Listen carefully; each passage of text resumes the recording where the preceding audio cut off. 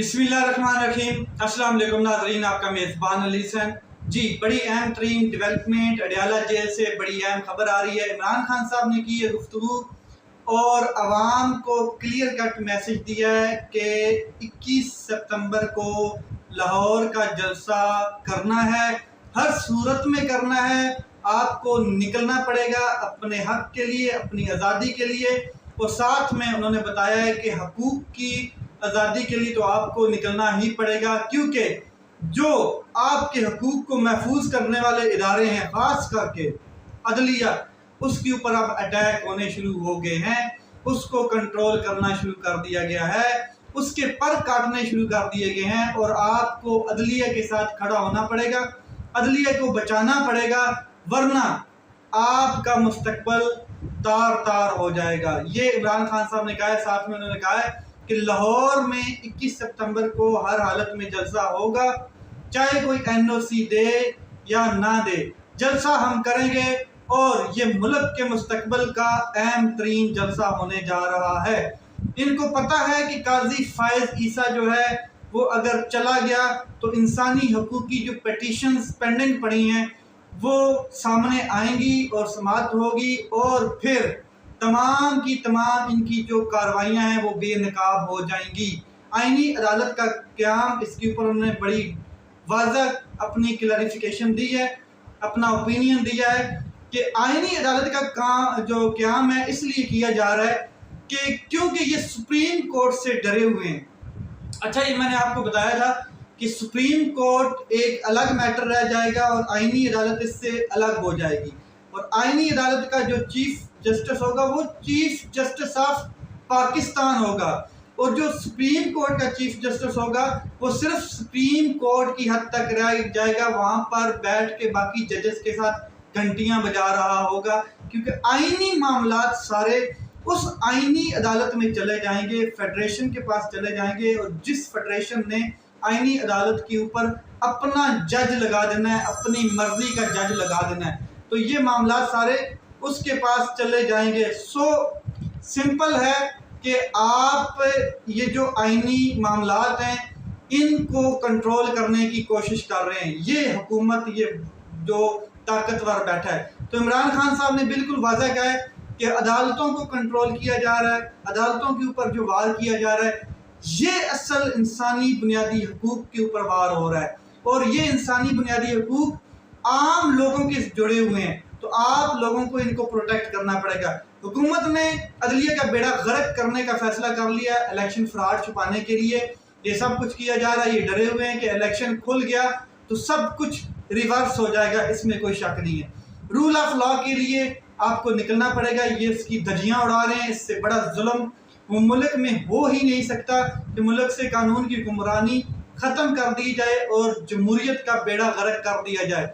नैब तरमीम इन्होंने अपने अरबों डॉलर माफ़ करवाने के लिए की थी, ये इमरान खान साहब ने कहा है। और उन्होंने कहा कि ये सब कुछ मुल्की मफाद के ख़िलाफ़ किया जा रहा है, जजेस को धमकियाँ दी जा रही हैं, लोगों को अगवा किया जा रहा है। सियासी जमात को ख़त्म करने से सियासी अदम इस्तेकाम बढ़ेगा मज़ीद। हुकूमत में बैठे लोग अदलिया को आज़ाद नहीं देखना चाहते।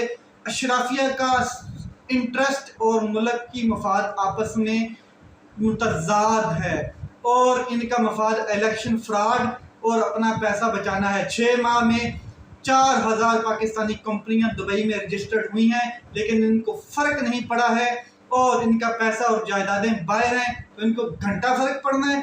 फिर मोहसिन नकवी की एहलिया की $500 मिलियन की प्रॉपर्टी दुबई लीक्स में सामने आई, लेकिन किसी ने कुछ नहीं किया। जब आज़ादी की जंग होती है तो कुर्बानियाँ देनी पड़ती हैं। जमहूरियत का कत्ले आम हो रहा है और ये आपको निकलना पड़ेगा।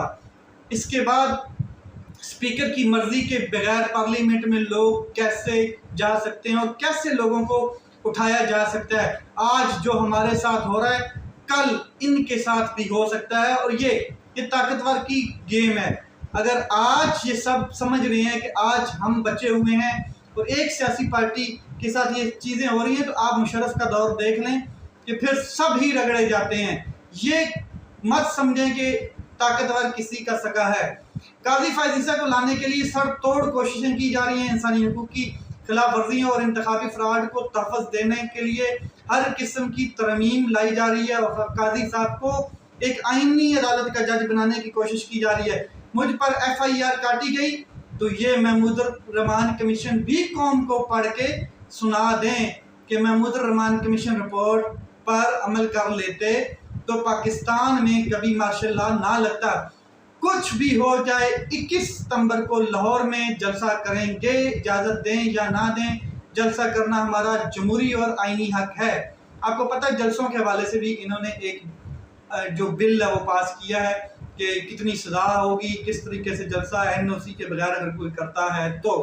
फिर बैरिस्टर गौर साहब ने बड़ा क्लियर एक मौक़िफ़ अपनाया असम्बली में। उन्होंने कहा कि बड़े वसूख से कहता हूँ कि 70% पाकिस्तान की जो आबादी है, पाकिस्तान के जो लोग हैं, कैदी नंबर 804 के इशारे की तरफ देख रहे हैं। अगर उसने इशारा कर दिया तो बड़े वसूख से कह रहा हूँ कि बांग्लादेश और श्रीलंका को आप भूल जाएंगे।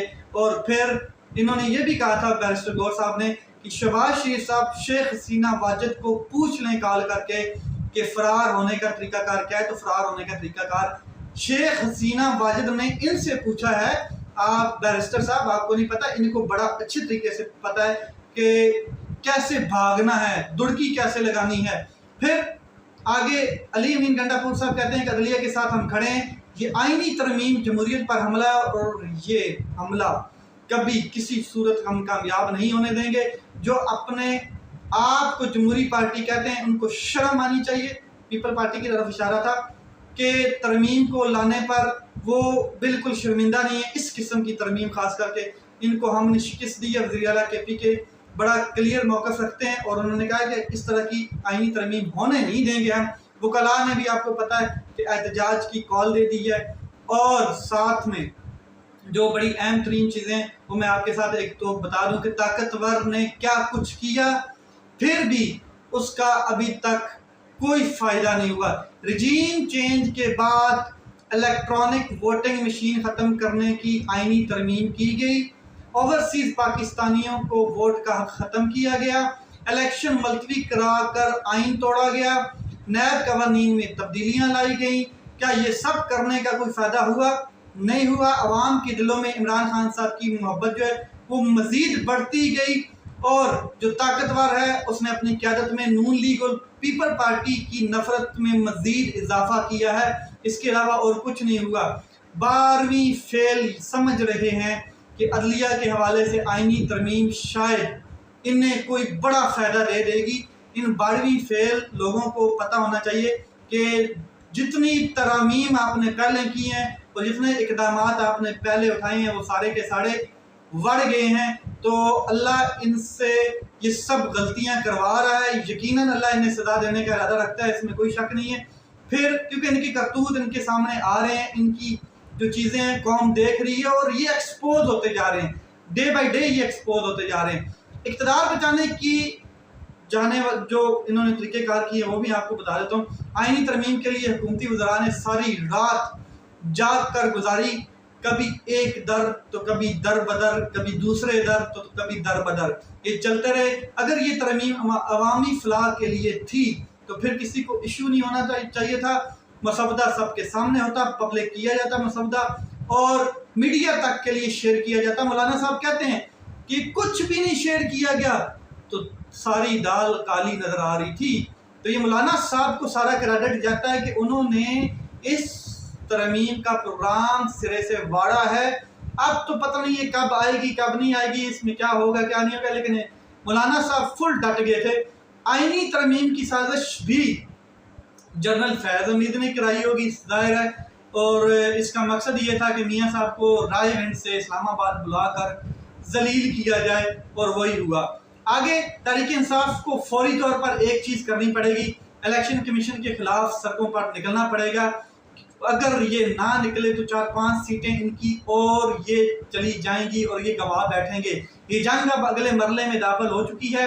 अब मामला प्रेस कॉन्फ्रेंस की हद तक नहीं रहा, बल्कि लोगों को निकलना पड़ेगा और इनको निकलना होगा। पाकिस्तान तहरीक इंसाफ को कॉल देनी पड़ेगी हर हालत में।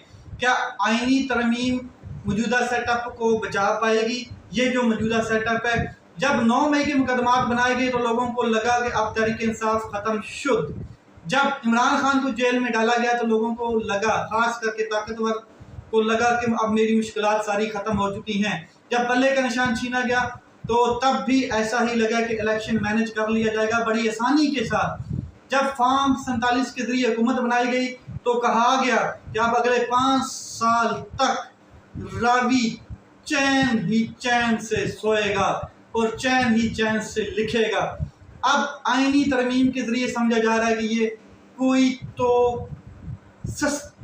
आराम से बैठे हैं और इनको लग रहा है कि बिल्कुल टेंशन ही नहीं होगी, आईनी तरमीम से हम सब कुछ चीज़ों को कंट्रोल कर लेंगे।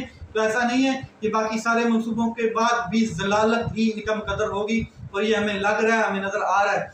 गंडापुर ने एक चीज़ वाज़ह कर दी है कि 9 मई का जो एक बयानिया था उसके ऊपर पेशाब फेर दिया है। कैसे, वो मैं आपको बता देता हूँ कि 9 मई को जो शहीद होने वाले थे पाकिस्तान तहरीक इंसाफ के कारकुनान, उनके अहले खाना को नौकरियां देने का एक उन्होंने ऐलान किया और ये बड़ा अच्छा ऐलान है, बड़ा पॉजिटिव है। लेट्स सी मामला किस तरफ जाते हैं। अपना ख्याल रखें, अपने भाई के इस चैनल का ख्याल रखें। पाकिस्तान जिंदाबाद।